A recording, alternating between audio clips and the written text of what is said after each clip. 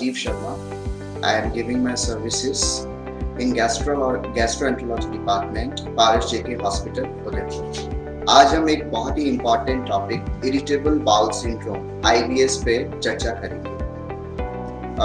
जैसा कि हम जानते हैं, as the terminology suggest irritable, gut हमारा इरिटेबल हो जाता है, इसलिए इसको इरिटेबल बाउल सिंड्रोम कहते हैं। इरिटेबल बाउल सिंड्रोम सबसे पहले जो पेशेंट्स हैं हमारे पास आते हैं, ज़्यादातर कई जगह पेशेंट्स दिखा के ऑलरेडी फिजिशियंस को दूसरी जगह कल alternative therapy, then they come to us basically to gastroenterologist. Now irritable bowel syndrome as the term itself बताती है कि एक सिंड्रोम है, एक स्पेक्ट्रम ऑफ डिजीज है, ना कि एक पर्टिकुलर डिजीज, एक पर्टिकुलर सिम्टम नहीं है, बल्कि एक ग्रुप ऑफ सिम्टम्स का मिलके एक सिंड्रोम बनता है, जिसमें बेसिकली आपके एब्डोमिनल पेन हो सकता है, change in bowel, change in stool frequency हो सकती है, फ्रीक्वेंसी कम भी हो सकती है और ज़्यादा भी हो सकती है, और चेंज इन स्टूल फॉर्म, यानी स्टूल कभी आपका लूज हो सकता है और कभी आपका कॉन्स्टिपेटेड स्टूल हो सकता है, यानी आपको कभी लूज मोशंस हो सकते हैं और कभी कॉन्स्टिपेशन हो सकता है। जो लेटेस्ट क्राइटेरिया है, रोम 4 क्राइटेरिया, ये सिम्टम्स जिसमें इंपॉर्टेंट मैंने आपको बताया एब्डोमिनल पेन, कभी लूज मोशन होना, कभी डायरिया होना, स्टूल की फ्रीक्वेंसी बढ़ना और घटना, ये हफ्ते में कम से कम आपको एक बार लास्ट 3 महीने में होना चाहिए, और टोटल ड्यूरेशन जो सिम्टम्स की है वो लगभग ऑलमोस्ट 6 मंथ्स होनी चाहिए। जो ये हम रोम 4 क्राइटेरिया IBS को डिफाइन करने के लिए वो करते हैं, basically we are applying that. So basically IBS एक ऐसी बीमारी है जिसको हम कह सकते हैं it is a functional GI disorder. Patient bloating के साथ आता है, एब्डोमिनल कंप्लेन करता है कि मेरा एब्डोमिनल डिस्टेंशन हो गया है, गैसेस डिस्टेंशन महसूस हो रही है, मैं कई बार जाता हूँ मगर मुझे मोशन जाने में दिक्कत होती है, कई बार स्टार्ट करने में दिक्कत होती है, कई बार पूरी तरह मोशन नहीं हो पाता है, ऐसा फीलिंग आता है, सेंस ऑफ इनकम्प्लीट इवैक्यूएशन, कि पूरी तरह से फ्रेश नहीं हो पाए। पेशेंट बार बार जाता है, कभी दिन में 3-4 बार जाता है, और मोशन जाते हुए उसको पेन कम भी हो सकता है और पेन बढ़ भी सकता है फ्रीक्वेंसी। तो कभी कभी पेशेंट को रिलीफ भी मिल जाता है डिफिकेशन के बाद, और कभी कभी पेशेंट को मोशन करने के बाद पेन और ज्यादा एग्रावेट हो सकता है, तो कुछ भी हो सकता है एनीथिंग। और सबसे तो मेन ये सिम्टम्स मैंने आपको मोटे तौर पे बताए हैं। इसके अलावा पेशेंट कई बार फंक्शनल साइकेट्रिक डिसऑर्डर्स की भी कंप्लेन करता है, जैसे एंजाइटी हो गया, मन उदास होना, नींद नहीं आना, चिड़चिड़ापन, बेचैनी, घबराहट, इस तरह के सिम्टम्स भी पेशेंट हमारे पास ज्यादातर लेके आते हैं। तो ओवरऑल IBS का जो प्रेवलेंस है 1 in 10, यानी 10% पीपल इससे अफेक्टेड हैं। ऑलमोस्ट OPD में हमारे पास 30 to 50% पेशेंट्स IBS के आते हैं, फंक्शनल GI डिसऑर्डर होता है जो। और वर्ल्ड में देखा गया है कि IBS ज्यादातर फीमेल्स में मेनली है, less than 50 years of age. जो एज ग्रुप है वो रफली 20 to 50 years ऑफ एज रहता है, यानी मिडिल एज फीमेल्स में मिलता है। लेकिन इंडिया में जो स्टडीज हुई हैं उनमें पाया गया है कि IBS मेनली थोड़ा सा मेल्स में ज्यादातर पाया गया है फीमेल्स के कंपैरिजन में। सो ट्रिगरिंग फैक्टर्स, सबसे इंपॉर्टेंट है IBS के क्या ट्रिगरिंग फैक्टर्स होते हैं। जैसा कि हमने डिस्कस किया है, पेशेंट आपको सोमेटोफॉर्म हिस्ट्री देगा कि मेरे को एंजाइटी होती है, कभी कभी डिप्रेशन होता है, पैनिक अटैक्स आते हैं, और सॉर्ट ऑफ साइकेट्रिक डिसऑर्डर्स हमेशा IBS के ट्रिगरिंग फैक्टर्स रहते हैं। इसके अलावा बचपन में कोई चाइल्ड अब्यूज हो, सेक्सुअल अब्यूज हो, ऐसी हिस्ट्री अगर हम लेते हैं तो भी बड़े होकर IBS हो सकता है। कुछ जेनेटिक फैक्टर्स भी इंपॉर्टेंट होते हैं, और एक IBS एक ऐसी स्टेट है जिसमें लो लेवल क्रोनिक इन्फ्लेमेशन हमेशा बना रहता है। अब बाउल का हमेशा एक लो लेवल का इन्फ्लेमेशन बना रहता है, तो जिसके कारण बाद में ये परिवर्तित हो जाता है IBS, इरिटेबल बाउल सिंड्रोम के अंदर। मान लो किसी को लूज मोशंस हो गए कभी, और फिर वो पूरी तरीके से ठीक नहीं हो पाते, एक लो लेवल का इन्फ्लेमेशन हमेशा बना रहता है, तो वो भी बाद में इरिटेबल बाउल सिंड्रोम के रूप में हमें पता चलता है। पेशेंट कई बार इस तरीके से भी आ सकते हैं हमारे पास। Apart from that, type A personality भी होती हैं जो काफ़ी कॉम्पिटिटिव इन्वायरमेंट है, काफ़ी बेचैन रहते हैं, उनको हमेशा लाइफ में एक ये रहता है कि हमें ये करना है, कभी वो करना है, और स्ट्रेस हमेशा रहता है, तनाव रहता है वर्क से रिलेटेड, तो टाइप ए पर्सनैलिटी में भी आईबीएस के सिम्टम्स ज्यादा पाए जाते हैं। कई बार हम देखते हैं कि कुछ आईबीएस के पेशेंट्स में एलर्जी टू फूड भी मिलती है, स्पेशली मिल्क इंटॉलरेंस वगैरह भी मिलता है। तो ग्लूटेन जो व्हीट से भी कई बार इंटॉलरेंस होता है, जो कई बार गेहूं खाते हैं टॉलरेट नहीं कर पाते, लूज मोशंस हो जाते हैं। और मिल्क प्रोडक्ट्स जो लैक्टोज जो होता है मिल्क के अंदर, उससे भी कई बार इंटॉलरेंस हो जाती है। तो ये सिम्टम्स भी आईबीएस से रिलेटेड होते हैं। ऐसे पेशेंट काफी रिस्क फैक्टर में कंट्रीब्यूट करता है, ये डाइटरी फैक्टर्स। इसके अलावा आईबीएस पाया गया है ज्यादातर हाई एफ्लुएंट सोसाइटीज के अंदर, जो बच्चे ज्यादा पैम्पर्ड होते हैं उनके अंदर भी आईबीएस के सिम्टम्स ज्यादा पाए जाते हैं। और हाइपोकॉन्ड्रियासिस ये एक ऐसी बीमारी है जिसमें मरीज कई बार पूरी तरह संतुष्ट नहीं होता, उसको लगता है उसके अंदर 3-4 मल्टीपल सिम्टम्स है, पेट में दर्द होना, थकान, कमजोरी होना, सिर में दर्द होना और 1-2 सेक्सुअल रिलेटेड इश्यूज होते हैं। और पेशेंट बार बार डॉक्टर्स के पास जाता है, दवाइयां लिखवाता है, लेकिन पूर्णतः कई बार संतुष्ट नहीं हो पाता और वो कई बार एक जगह एक डॉक्टर के पास जाता है, फिर उससे जब सेटिस्फाई नहीं होता then he goes to some other doctor. So that is a hypochondriasis. सो ऐसे पेशेंट्स में भी इरिटेबल बाउल सिंड्रोम काफी पाया जाता है। नाउ आईबीएस क्या होता है बेसिकली, जैसा मैंने आपको बताया था, आईबीएस के अंदर जो इंटेस्टाइन की म्यूकोसा होती है उसमें हल्का हल्का लो लेवल का इन्फ्लेमेशन बना रहता है और विसरल हाइपर सेंसिटिविटी रहती है। थोड़ा सा भी कुछ नॉर्मल खाया एकदम से गट के अंदर या तो पेरिस्टाल्सिस आपकी बढ़ जाएगी जिससे आपको डायरिया हो जाएगा, या ट्रांजिट टाइम आपका जो है हाइपरप्रोपेगेटेड जो कॉन्ट्रैक्शंस होते हैं वो कम हो जाते हैं, जिसके कारण आपको कॉन्स्टिपेशन हो जाएगा। तो एक तरीके से हमारा जो गट है हाइपर सेंसिटिव होता है कई बार नॉर्मल फूड, स्पेशली जो हम अगर फैट लेते हैं उनके प्रति। तो ये कारण भी हमने देखा गया है। और इम्पोर्टेंट क्या है आईबीएस के अंदर, कई बार हमने देखा है गट फ्लोरा बहुत इंपॉर्टेंट फैक्टर है। तो कुछ हेल्दी गट फ्लोरा होते हैं हमारे अंदर, जैसे लैक्टोबैसिली, बिफिडोबैक्टीरियम, और कुछ अनहेल्दी गट फ्लोरा भी होते हैं। यदि ये बैलेंस होता है healthy gut unhealthy gut flora का, यदि कई बार क्या होता है अनहेल्दी गट फ्लोरा थोड़ा ज्यादा हो जाता है, तो उस केस में गट हमारे जो इंटेस्टाइन में फर्मेंटेशन होता है कार्बोहाइड्रेट्स का, और गैस ज्यादा बनने लग जाती है और शॉर्ट चेन फैटी एसिड ज्यादा प्रोड्यूस होने लग जाते हैं।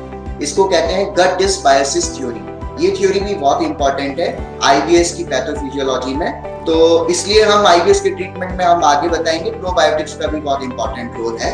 तो again altered microflora of the gut, that is again a very important reason for the irritable bowel syndrome. इसके अलावा gut brain axis, that is a very important thing. कई बार जो हॉर्मोन्स होते हैं हमारे एक ब्रेन में, जो ट्रिगरिंग फैक्टर्स होते हैं, तो गट ब्रेन एक्सिस बोलते हैं उसको।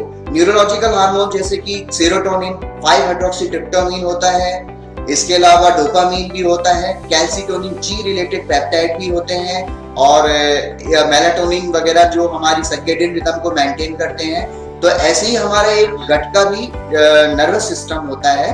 तो कभी स्ट्रेस जो फैक्टर्स होते हैं, तो ब्रेन के वो फैक्टर्स, वो हार्मोन्स हमारे गट को अफेक्ट करते हैं, और उसके कारण जो गट हार्मोन्स अल्टर हो जाते हैं, तो कभी कभी हमें लूज मोशंस हो जाते हैं और कभी कभी कॉन्स्टिपेशन होता है। तो इसको कहते हैं gut brain axis. Again that is a very important factor in IBS. तो आईबीएस कितने प्रकार के होते हैं? मेनली मुख्यतः आईबीएस 3 प्रकार के होते हैं, और एक चौथा प्रकार भी होता है जिसे हम अनक्लासिफाइड कैटेगरी में डालेंगे।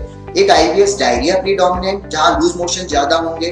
अगर कॉन्स्टिपेशन होगा, कब्जी होगी, यानी हफ्ते में ऐसा पेशेंट कहेगा कि हमें हफ्ते में ऑलमोस्ट 3 बार से कम मोशन हो रहा है पूरे वीक में, तो कॉन्स्टिपेशन हो जाएगा आईबीएस, कॉन्स्टिपेशन प्रीडोमिनेंट। और एक होता है मिक्स्ड, कभी लूज मोशंस हो रहे हैं पेशेंट को और कभी कॉन्स्टिपेशन हो रहा है। और एक जहां we can not classify unclassified symptom, जैसे ब्लोटिंग होगी, डिस्टेंशन होगी, गैसियस फीलिंग होगी, तो उस केस में हम अनक्लासिफाइड कैटेगरी में भी आईबीएस को ले सकते हैं। और इंडिया में तो सबसे ज्यादा इंपॉर्टेंट इनकम्प्लीट इवैक्यूएशन, मेरा पेट में जब भी जाता हूँ बार बार साफ नहीं होता है, इस तरह के सिम्टम्स ज्यादा आते हैं, incomplete evacuation of the stools.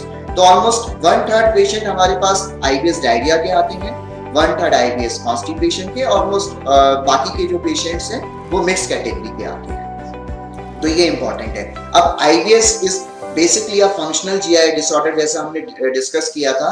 तो what are the important things we should rule out in IBS की IBS is a diagnosis of exclusion. So there are certain alarming features और रेड फ्लैग साइन। अगर वो हैं तो पहले हमें history अच्छे से ले लेनी चाहिए, तो हम ये कह सकते हैं कि हाँ इस पेशेंट को आईबीएस लीस्ट लाइकली है। तो अलार्मिंग फीचर्स में सबसे पहले weight loss significant, as more than 50, अगर आपके मोशन है और उसमें ब्लड आ रहा है और आपको मोशन रात में उठ के बार बार आ रहा है, नॉक्टर्नल डायरिया हो रहा है, सिग्निफिकेंट वेट लॉस हुआ है, आपकी जो फैमिली में हिस्ट्री है किसी को कैंसर की, कोलोरेक्टल कैंसर की या इन्फ्लेमेटरी बाउल डिजीज की फैमिली हिस्ट्री है जैसे कि अल्सरेटिव कोलाइटिस और क्रोन्स डिजीज, तो ये सब इंपॉर्टेंट फैक्टर्स हैं। तो वी कैन डिसाइड कि नहीं पेशेंट को पहले हम दूसरे डायग्नोसिस की जो इन्वेस्टिगेशंस हैं वो इंपॉर्टेंट हम कर लें, एंड देन वी कैन, अगर वो सब नॉर्मल आते हैं, label the patient as irritable bowel syndrome because it is the diagnosis of exclusion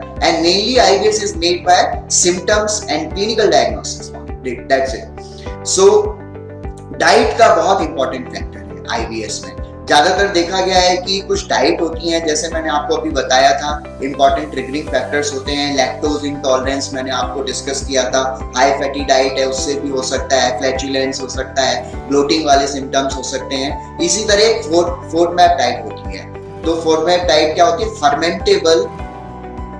fermentable ऑलिगोसैकेराइड्स, monosaccharides, disaccharides and पॉलीनॉल्स, यानी कि फर्मेंटेबल कार्बोहाइड्रेट डाइट, ये हमको अपनी डाइट में कम रखनी चाहिए ताकि हमारे जो गट में गैसेस सस्पेंशन कम हो, बैक्टीरियल फर्मेंटेशन कम हो और शॉर्ट चेन फैटी एसिड्स का प्रोडक्शन कम हो, ताकि हमें एब्डोमिनल डिस्कम्फर्ट का जो सेंसेशन है वो कम से। अब लो फोर्डमैप डाइट क्या होती है?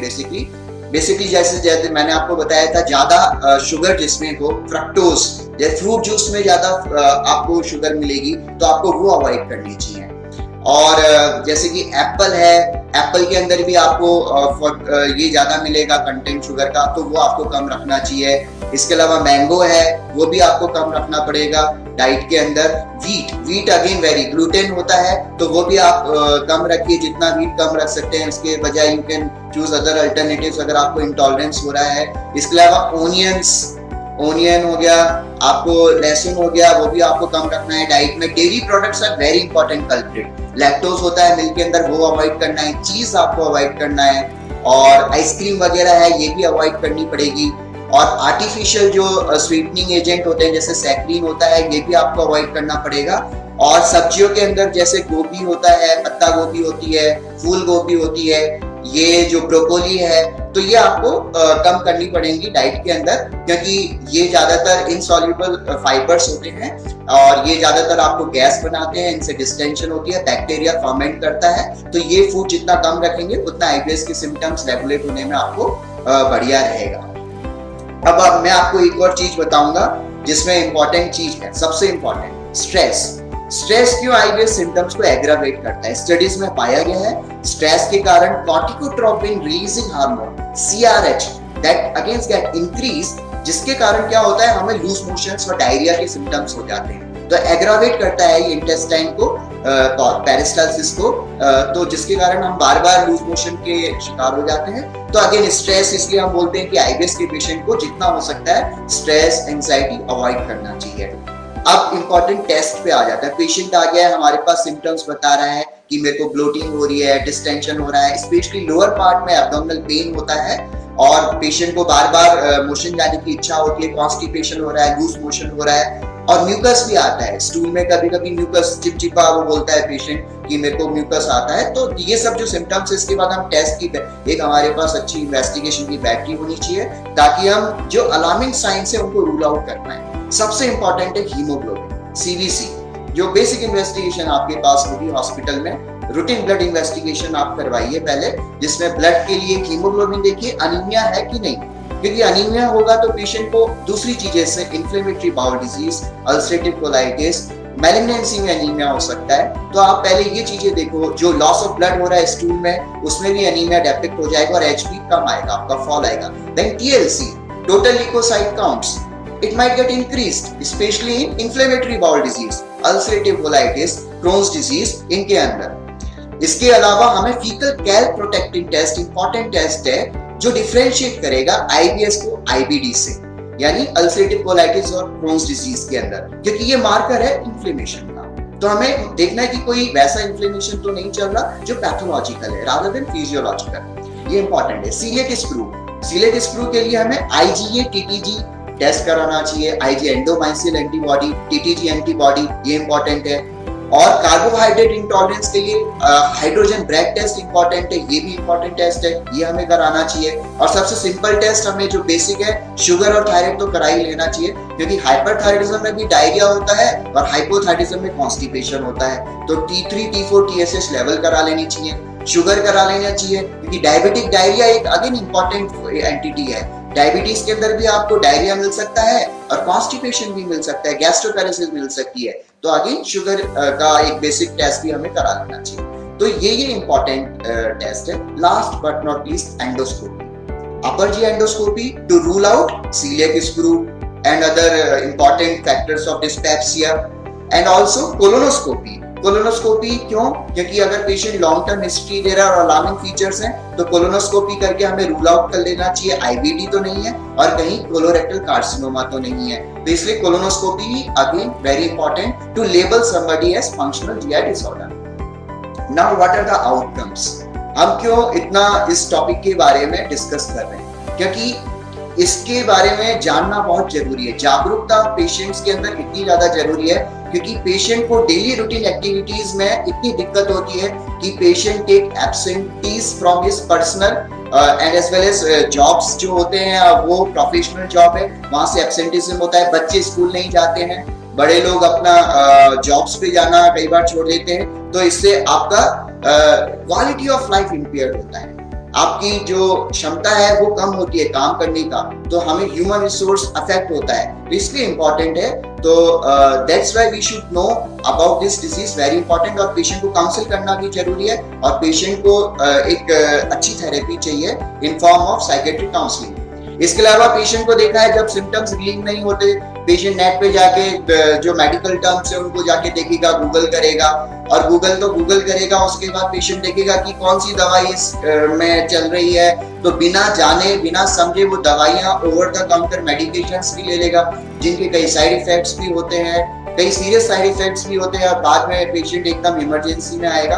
तो मैं यही सलाह दूंगा कि अपनी मर्जी से आप कोई भी मेडिकल टर्म्स गूगल ना करें, बिना डॉक्टर की सलाह के कोई दवा ना लें। तो ये बहुत इंपॉर्टेंट है। और पेशेंट डॉक्टर जैसे कई बार जाते हैं, एक डॉक्टर के पास गए, नहीं थोड़ा दिन दवाई खाई छोड़ दी, और फिर दूसरे डॉक्टर के पास गए और फिर नहीं उससे फायदा हुआ, तो तीसरे, ऐसे सीरीज ऑफ इन्वेस्टिगेशन फाइल्स होती है, बंच ऑफ फाइल्स पेशेंट के पास मिलती हैं हमें कई बार, और वो डॉक्टर सही नहीं, ये डॉक्टर सही नहीं। तो एक डॉक्टर से आप अच्छे से इलाज कराओ। आपकी काउंसलिंग की बहुत ज्यादा जरूरत है। जो फूड और डाइटरी रेस्ट्रिक्शंस आपको डॉक्टर समझाए, डाइटरी आपका डाइटिशियन समझाए, वो करिए। और ये ग्रुप थेरेपी होती है, इसमें फैमिली भी आपकी इन्वॉल्व होती है, स्पाउस भी इन्वॉल्व होता है, डॉक्टर इन्वॉल्व होता है, साइकोथेरेपी होती है, एक डाइटिशियन काउंसलिंग होती है, वो इम्पोर्टेंट है, और नेचुरल वे ऑफ हीलिंग होता है, जिसमें योगा एंड मेडिटेशन भी आपको हेल्प कर सकता है। So it is a multi disciplinary approach, you should not just focus on one particular thing. Okay, so counselling में क्या इंपॉर्टेंट है? हम कॉग्निटिव बिहेवियरल थेरेपी कर सकते हैं, हिप्नोथेरेपी कर सकते हैं, और एक रिलैक्सेशन थेरेपी होती है। और देखा गया है कि 70 to 80% केवल काउंसलिंग के बेसिस पर ही ट्रीटमेंट काफी उनका बेसिस सक्सेसफुल हो जाता है। और यदि डाइट आपने फॉलो कर ली, पर्टिकुलर जो हम low fat format diet discuss कर रहे हैं, आपका लाइफ स्टाइल आपने चेंज किया और काउंसलिंग की, थोड़ा योगा मेडिटेशन किया, और जो डॉक्टर ने दवाई दी, तो लगभग ये जो IBS का जो पैटर्न है लगभग ऑलमोस्ट कंट्रोलेबल है। क्योरेबल तो नहीं कह सकते क्योंकि रिकरेंस होते हैं फ्यूचर में, लेकिन controllable, almost 90 to 95% cases we can control with the regular followup. What would you as a doctor should advise कि IBS की पेशेंट में हम क्या-क्या बोल सकते हैं? Enough sleep, 6 to 8 hours की मिनिमम स्लीप आपको चाहिए। Sleep deprivation again can cause आपका IBS के सिम्टम्स। रेगुलर सर्केडियन रिदम की स्लीप, जैसे मैंने आपको बताया, इसमें मेलाटोनिन और सीरोटोनिन जो आपके हार्मोन्स है, इंपॉर्टेंट है, वो एक सर्केडियन बायोलॉजिकल क्लॉक होती है बॉडी की। तो आपका जो सोने का टाइम है वो नियमित होना चाहिए, समय पे आपको सोना चाहिए, समय पे उठना चाहिए, और आपको स्ट्रेस जितना हो लाइफ में कम लेना चाहिए। इसके अलावा फाइबर रिच डाइट, हमें डाइट में कम से कम डेली 20 से 25 मिलीग्राम ग्राम का फाइबर लेना चाहिए। और शुरू में आप फाइबर की थोड़ी क्वांटिटी कम रखिए और धीरे धीरे बढ़ाइए, क्योंकि एक साथ ज्यादा फाइबर लेने से भी गैसेस, डिस्टेंशन और ब्लोटिंग हो सकती है। तो वीकली आप अपना फाइबर बढ़ाइए, 5 ग्राम्स का ऐड कर सकते हैं। पानी वगैरह खूब जितना अपना रूटीनली है, साफ पानी लीजिए, आरओ का या मिनरल वाटर लीजिए। पानी को अगर नहीं है सुविधा ऐसी तो बॉईल करके फिर ठंडा करके और फिर छान के अच्छे से पानी पीजिए। तो again that is a very important thing. Last but not least, yoga, pranayama, exercise और मेडिटेशन का रोल हम नेग्लेक्ट नहीं कर सकते अपनी लाइफ में। ये हमें रूटीन में लाना ही पड़ेगा, तभी हम इस सिम्टम्स और ये है कि हमें इसे एक्चुअली में हमें टोटल फायदा मिल सकता है। So medicine, as a doctor हम क्या क्या मेडिसिन दे सकते हैं? अगर प्रीडोमिनेंटली डायरिया है तो हम ज्यादातर पेशेंट को लोमोटिल देते हैं। इसमें लोपेरामाइड एंटी सिक्रेटरी एजेंट भी दे सकते हैं।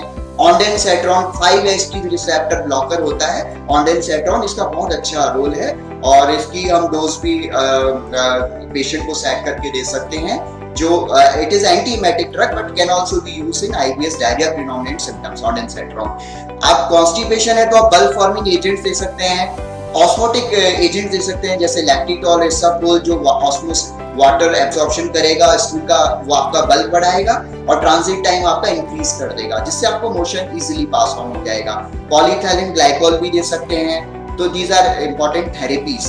और इंपॉर्टेंट है साइकेट्रिक ड्रग्स आईबीएस के अंदर, जैसे कि एमिट्रिप्टिलिन प्रीडोमिनेंटली डायरिया प्रीडोमिनेंट केसेस में हम देते हैं, और कॉन्स्टिपेशन में एसएसएसटीआई रिसेप्टर ब्लॉकर होते हैं जैसे कि फ्लोक्सेटिन और सर्टेलिन। इनका भी कॉन्स्टिपेशन प्रीडोमिनेंट आईबीएस में बहुत इंपॉर्टेंट रोल है साइकेट्रिक ड्रग्स का।